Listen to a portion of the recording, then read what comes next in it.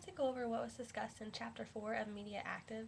The title of the chapter is Journalism's Evolving Ecosystem. The first point of the chapter is the notion of defining journalists versus journalism, and the author Dan Gilmore suggests that we should look into defining journalism versus the people that call themselves journalists, just because that title is changing to have a much broader scope. People who are bloggers um, can now be journalists, and that just means that they're out there finding information, they're breaking news um, by breaking the information to people, and they're doing the work and they're finding the documents and finding the information and getting it out there sometimes when regular journalists either don't know about it or choose not to publish something about it. And so they're keeping us accountable, and I think it's something that is really worthwhile and shouldn't be cast aside, um, because obviously bloggers are becoming much more credible, while at the same time journalists are becoming less credible. So there's kind of this effect of reputations that are coming from either end and probably going to meet in the middle and maybe surpass each other. I hope that doesn't happen, but it might be a possibility.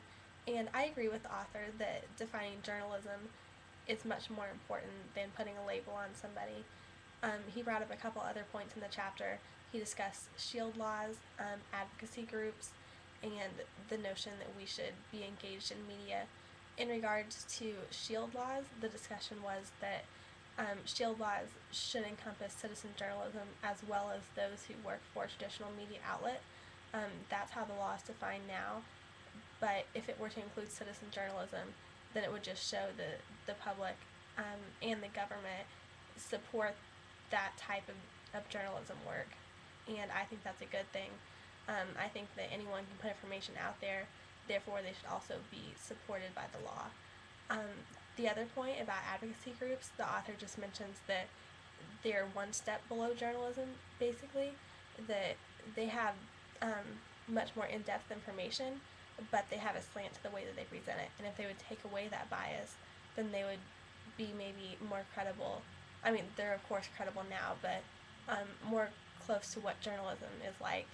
And the fourth point, which is what our group discussed last week in our presentation, or on Tuesday in our presentation, was the notion that in order to become literate about something, you have to be engaged with it.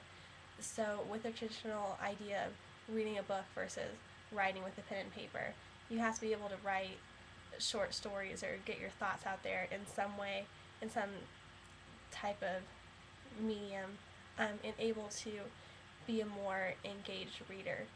And with this new platform of online publishing, that's the same in that instance as well. So people that want to be the most informed also need to engage the idea of web publishing so that they're more literate in that sense.